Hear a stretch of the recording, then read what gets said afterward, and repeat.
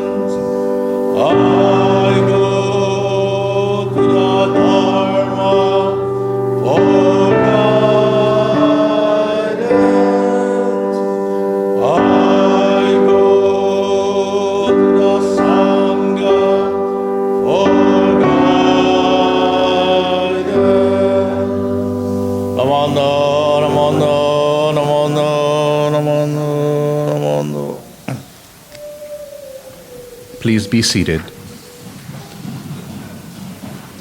Reverend Kalu will now lead Sanbujo, found on page 9 in the red Jodo Shinshu Service book.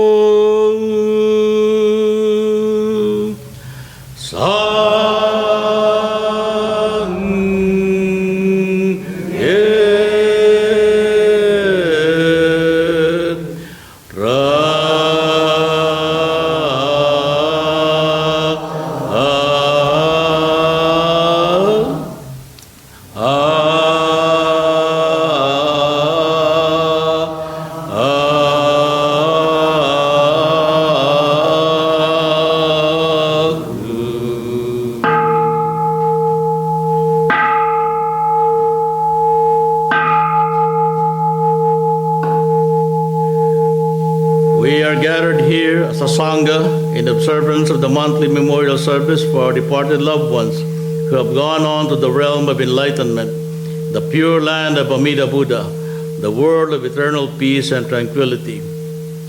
As we participate in this memorial service, may we experience spiritual insight into our Buddhist way of life, which those who have preceded us has contributed during their lifetime.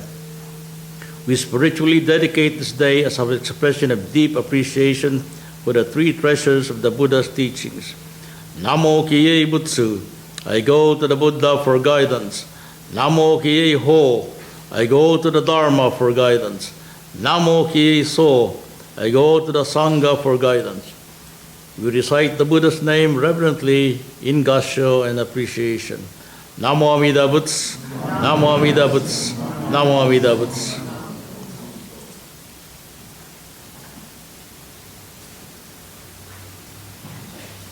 We will now have the remembrance of those individuals who passed away in the month of October in any year. Reverend Kalu will hit the daikin several times to start. Then the names of the deceased will be announced. If you are able, please go forward just to offer incense. Then Reverend Kalu will hit the gong again for the next name. After the last name is called and the incense offered, he will hit the gong several times and go directly into the sutra, Praises of the Buddha, in the Jodo Shinshu Service book on page 112.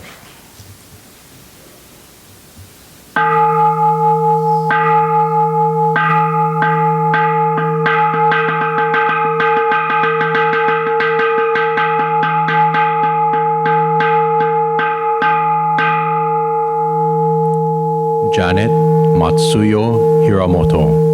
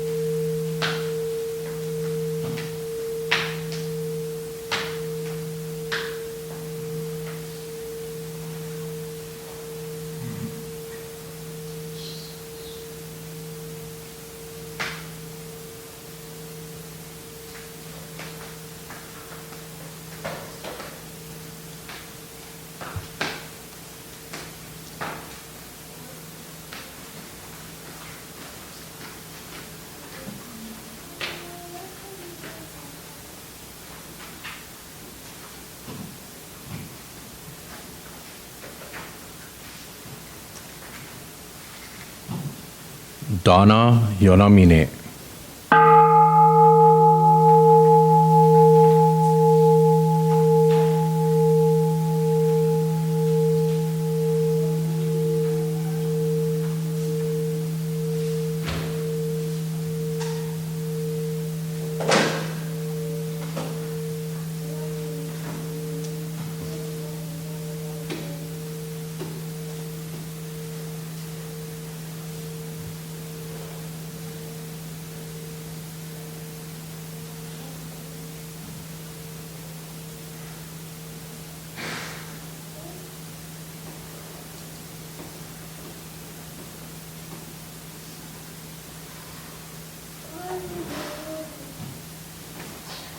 Wallace Sumikawa.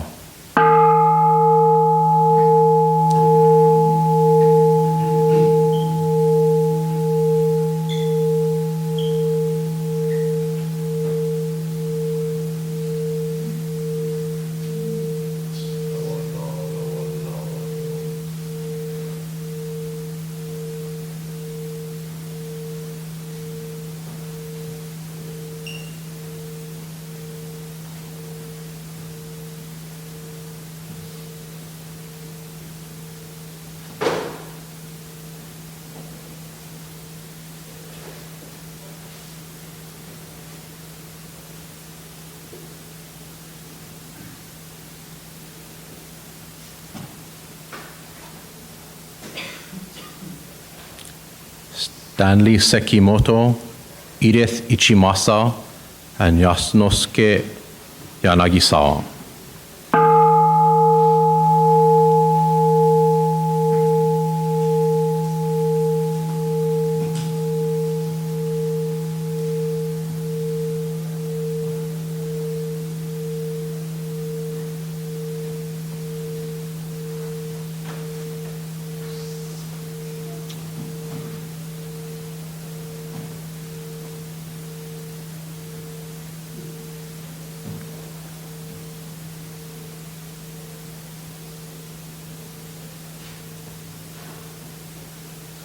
If there are any that I may have inadvertently missed at this time, please come forward to offer incense.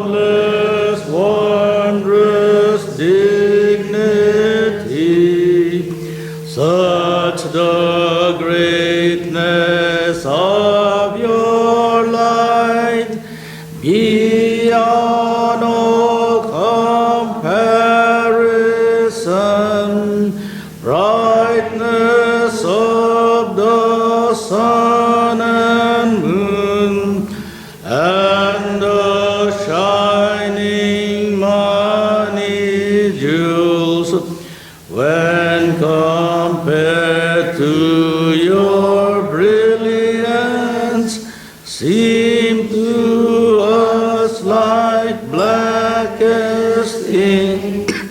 Tathagata's countenance transcends all comparison. The great voice of awakening resounds through the 10 quarters. Your precepts, learning, effort, meditation, wisdom are virtues beyond all compare, ultimate, supreme, and rare. Your deep meditation has fathomed all the Dharma sea to the limits and the depths of all things the Buddha teach. Ignorance, anger, and greed, the world honored one has none. Like a lion among men, measureless your great virtue, vast are your great virtuous deeds, wisdom deep and so sublime. Your radiant luminous light shakes all the world's foundations. When I become a Buddha, equal to the Dharma King, I will transcend birth and death, liberating all beings. My giving disciplined mind, precepts, patience, and effort, meditation, and wisdom shall be supreme, unsurpassed. I will attain Buddhahood, everywhere fulfill my vow, bringing to all those in fear great peace and tranquility. Though there are myriad Buddhas, beyond measure, beyond count, and great sages numberless, like the grains of Ganges sands, I will honor each of them, equally accepting none.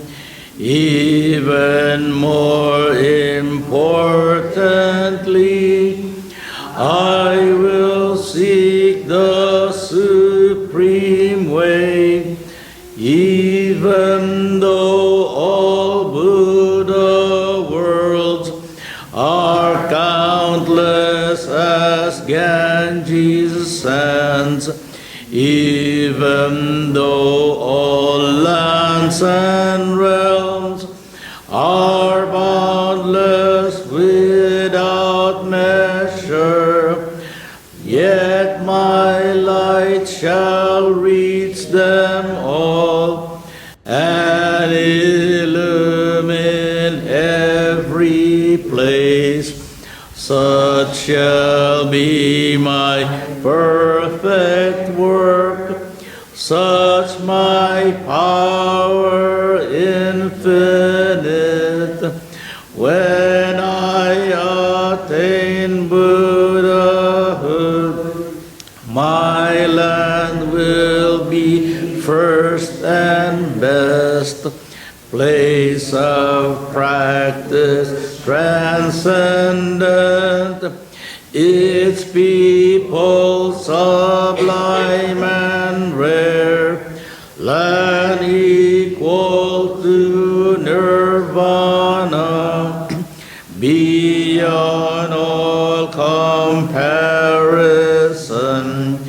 with pity for everyone, I will carry all across, all who come from 10 quarters to be born into my land, to attain pure joyful mind, peace and great tranquility. Be my witness, Buddha, please confirm my sincerity. Now that I have made my vows, I will strive to fulfill them. Buddhas of the 10 quarters, with your wisdom unhindered, may all of these honored ones know my deepest intention, even though my body must bear great pain and suffering.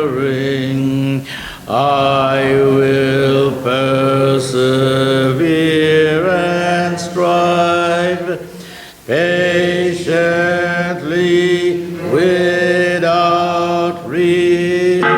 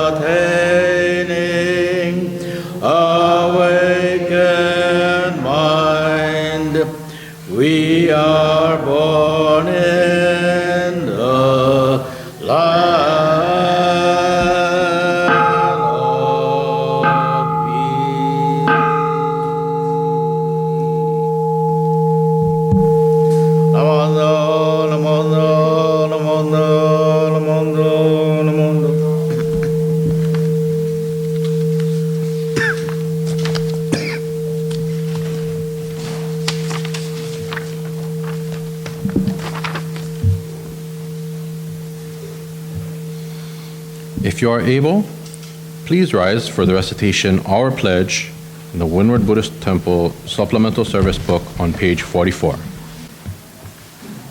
Reaching out to others, I will share a smile and gentle words, just like the Buddha who always goes out with aloha, breaking away from my greed anger, and ignorance. I will try to live in peace and harmony, just like the Buddha, who shares tranquility and kindness with all.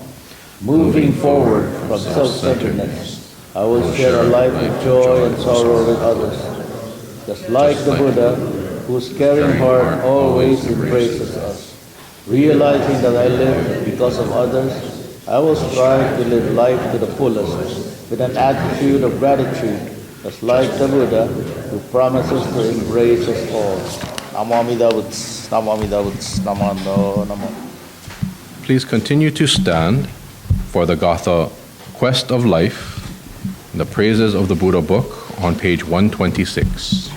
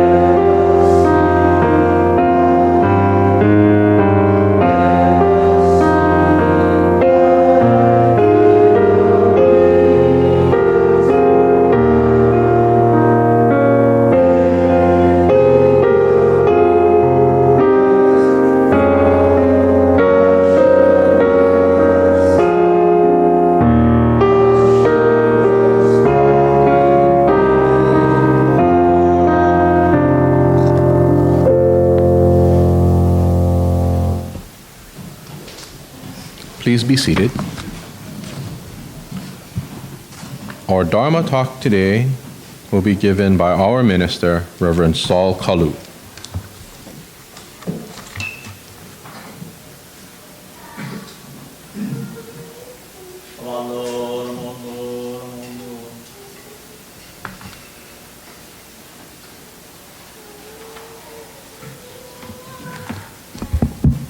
Hello. Can hear. Let us put our hands together in Kansho. When one has the feeling of dislike for evil, when one feels tranquil, one finds pleasure in listening to good teachings. When one has these feelings and appreciates them, one is free of fear. The words of Shakyamuni Buddha, Namo Amida Butsu, Namo Amida Butsu, Namo Amida Butsu.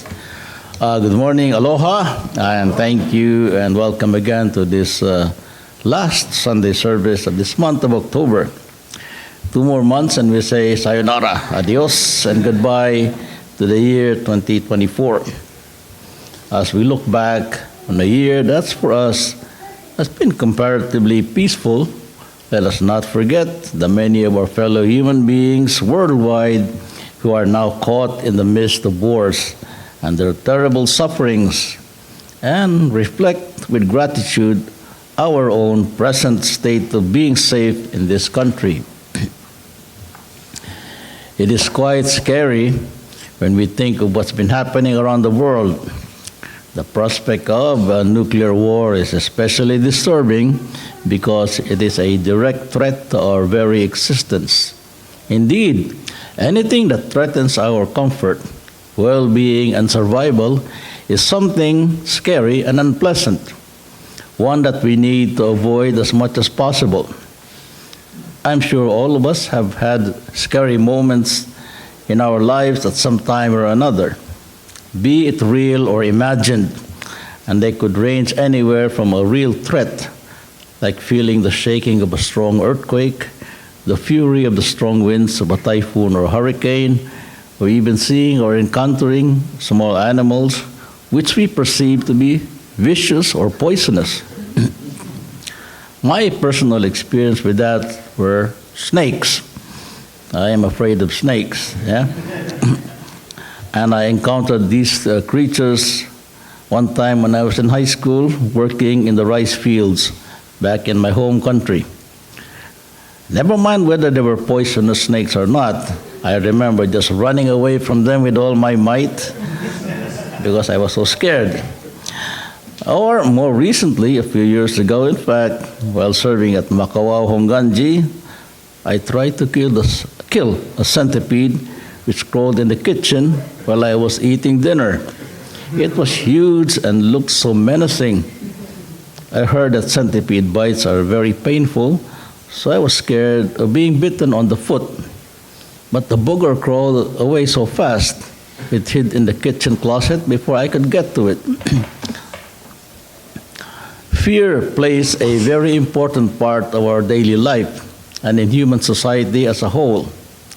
Fear comes in many shapes and forms, but it could be described as an unpleasant feeling of perceived risk or danger, real or not. It functions to make us alert and ready for action while expecting specific problems. Fear is generally a very uncomfortable feeling.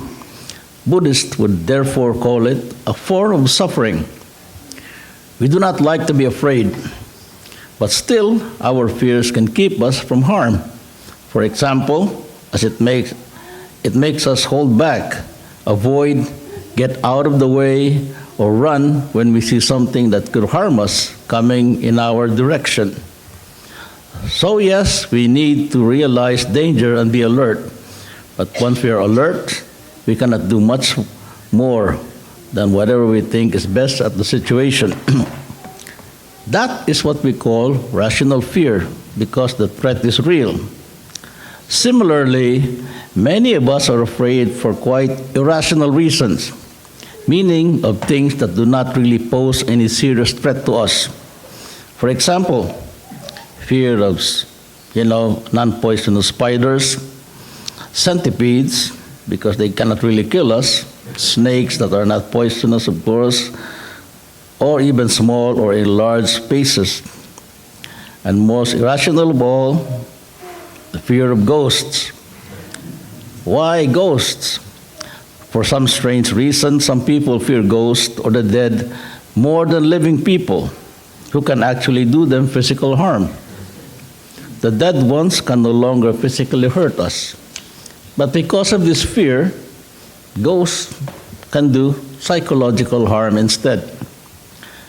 Life can become really difficult simply because illogical projections and delusions are taking over our normal rational mind, and small things can begin to determine our whole life. These fears are known as phobias. They are irrational fears based on the exaggeration of the mind of things that aren't really physically threatening. Does any one of you have any kind of phobias? No, don't be ashamed. There are many types and are all called by fancy sounding Greek terms. I do have a few phobias of my own, and one of them is the fear of high places. It's called acrophobia. When I went to the top of the Empire State Building in New York City for the first time back in 1992 and looked down at the traffic below, I felt very scared and dizzy. My hands started to perspire a lot, and I had hard trouble breathing. Now that's acrophobia. Before becoming a minister, I had trouble or fear of speaking in front of people. This is called glossophobia. and I still haven't completely overcome this fear at all. I tend to stammer and talk fast when I am scared speaking in public. Other examples of phobias are a well-known homophobia, fear of gay people, xenophobia, fear of strangers or foreigners, and claustrophobia, fear of enclosed spaces. That's enclosed spaces, yeah? It's not fear of Santa Claus. I hope none of you has ecclesiophobia, which means fear of going to church or temple services. Now, that term is really there. You know? I hope not. Another is called gamophobia, fear of marriage or entering into a personal relationship with the opposite gender. I shouldn't have included that because we have a wedding ceremony after this service. Dang. And for the husbands mostly, there is a phobia called penterophobia, meaning fear of one's mother-in-law. I think that's a rational fear. You should ask me. I had that when I was married. So, a lot of our suffering as individuals and as society is caused by fear. In fact, according to Buddhism, fear is at the very root of ego and samsara. As it is often said, fear lies at the basis of all religions. In ancient times, when humans were still gatherers and hunters, little was understood of the world around them. So without understanding the causes for many everyday experiences, there was logically existential fear. People in prehistoric times did not comprehend the forces of nature well.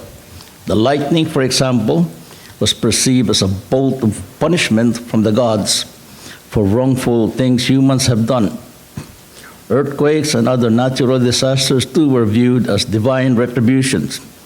And so, some religions were founded on them, attributing these unknown natural phenomena to be the work of gods or other powerful beings. Fear became the basis for the development of human civilization. Fear of famine, for example, led to the development of agriculture, which more or less assured a steady food supply. Fear of the destructive nature of earthquakes, hurricanes, or warfare led to the invention of better materials for buildings, homes, defensive structures, and so on. Rational fear can be healthy when it keeps us alert to dangerous situations for ourselves and others. It makes us more careful in everything we do in our daily lives to avoid hurting ourselves or others or cause discomfort. Fear of possible threats to our health or well-being is what compels us to seek medical attention right away when our bodies start to tell us something's not right, through the feeling of pain or discomfort. Buddhism, to an extent, is based on fear. What is that? The fear of suffering. The historical Buddha went on his spiritual quest when he realized that everybody is subject to discomfort, problems, and pain. And with a goal to find a way to end it all together, he discovered a way out. This is the Noble Eightfold Path. Right view, right intention, right speech, right action, right livelihood, right effort, mindfulness, and concentration.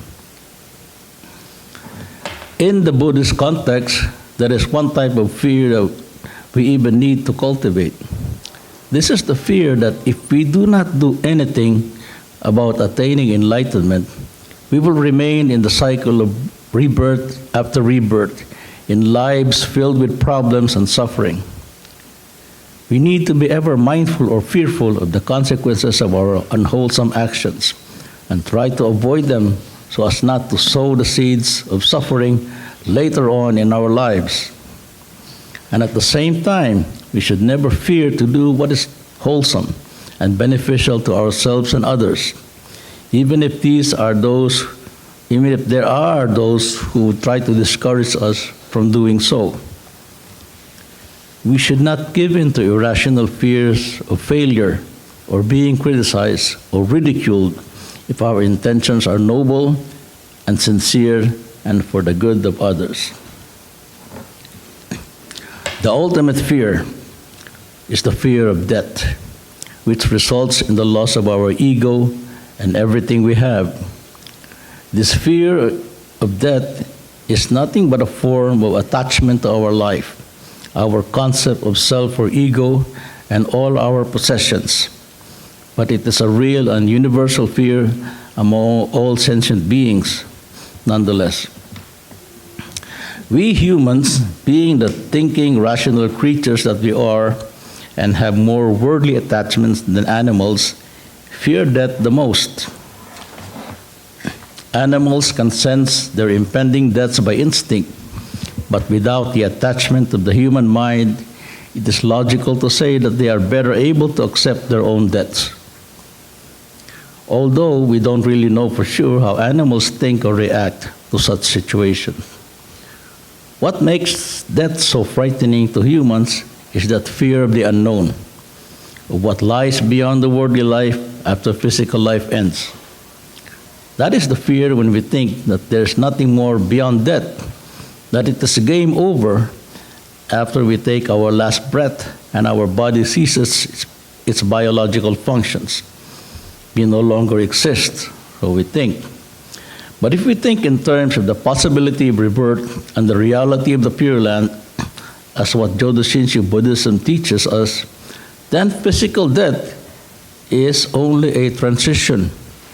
That is not the final state or final fate of all corporeal beings. If the ultimate nature of all beings is that of Buddhahood, a purely spiritual life or state of existence, then death should never be feared, but calmly accepted when it comes. However, it is not an easy thing to do.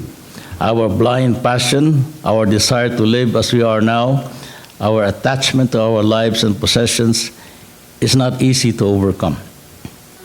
Hence, death is always fearful to us. The fear of the unknown, of what happens after death, is often described as the darkness of the mind or heart. In Japanese, they call it mumyo no yami. I think Renya Shonin taught that concept. And it is what keeps some people from dying calmly or having a peaceful transition. Amida Buddha is often described as the Buddha of infinite light and life, of wisdom and compassion. And it is this light of the Buddha's wisdom that dispels this darkness of the mind. The light of wisdom illuminates and banishes all our fears of the unknown and brings us to the realm of ultimate reality, which is the Pure Land. When that light removes that darkness of mind, all doubts are eliminated, and our birth in the Pure Land is assured. We no longer say, I believe there is a Pure Land, but instead boldly assert that I know there is a Pure Land. Believing and knowing are two different things. They're not the same. For example, right now, I look outside and see, well, it's a nice day, a little cloudy, and the sun is shining. If the sun is indeed out and it is a nice sunny day, we do not say, I believe it's a nice day, and the sun is shining brightly. Rather, we say with firm conviction, I know it's a nice day, and the sun is shining. Same thing with our notion of Amida and the Pure Land. If we can say without the slightest doubt that we know Amida and the Pure Land exist, and not just believe them, that is the hallmark of the interesting mind, or Shinjin.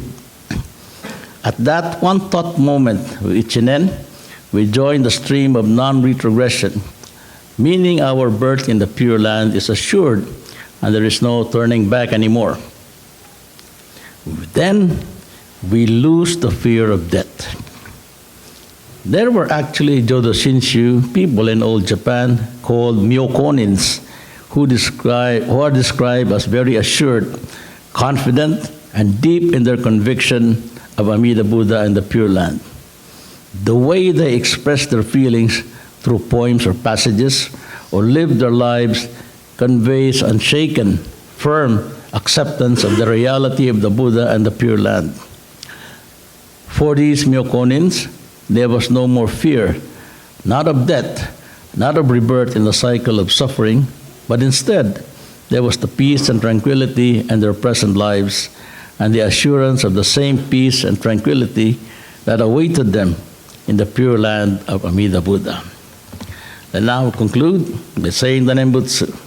Namo Amida Butsu, Namo Amida Butsu, Namo Amida Butsu. Thank you very much.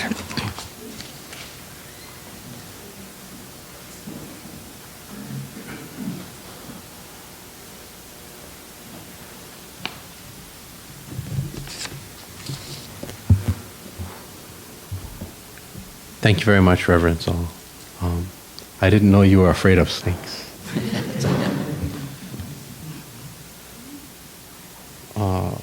If you are able, please rise for the Gatha Ondokusan, Gratefulness, in the WBT Supplemental Service Book on page 41, and continue to stand for the Nembutsu in the red Jodo Shinshu Service Book on page 135.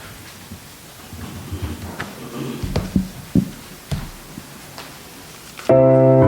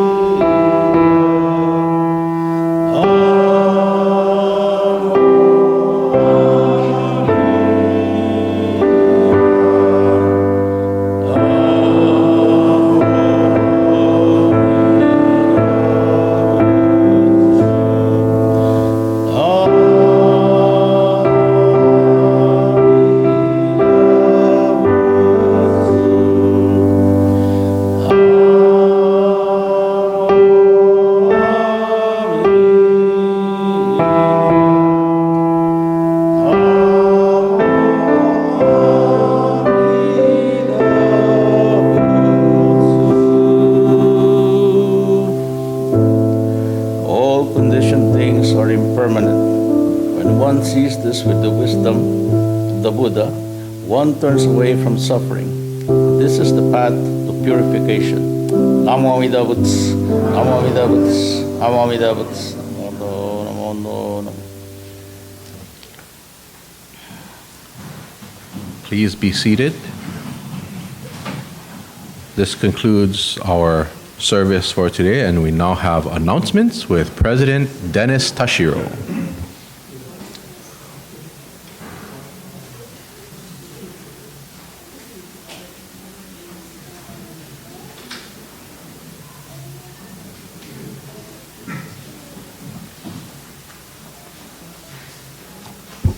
Good morning, everyone.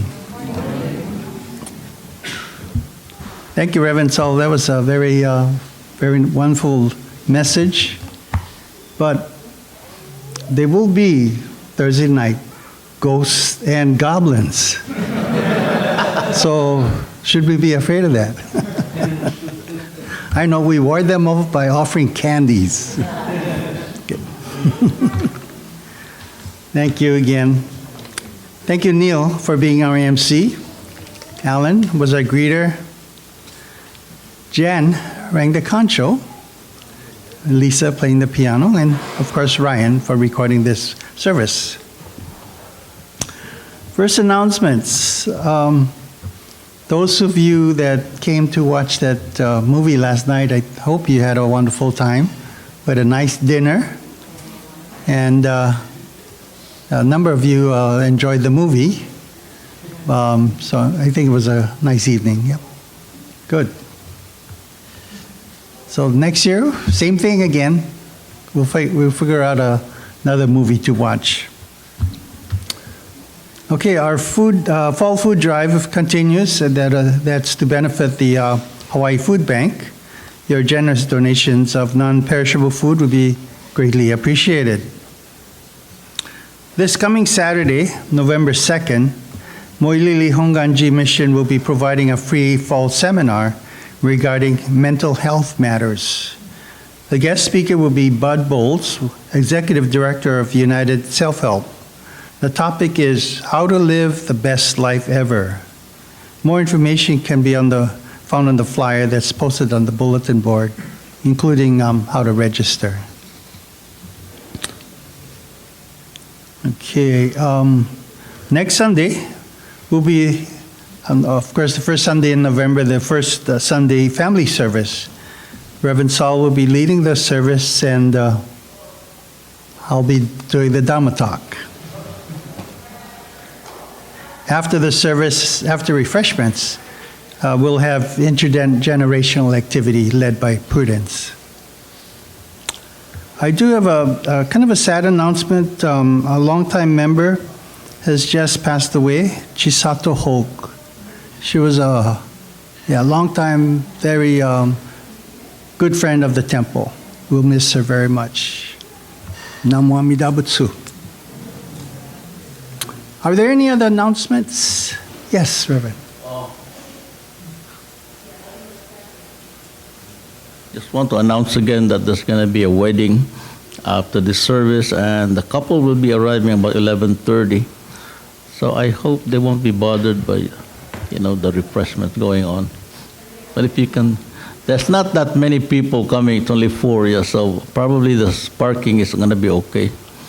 But if you can just clear the Hondo, we appreciate it very much. Thank you.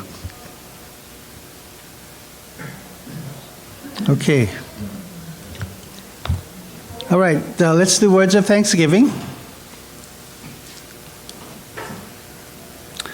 We are truly grateful for this wonderful food, a gift of life. May we share its benefits with all beings.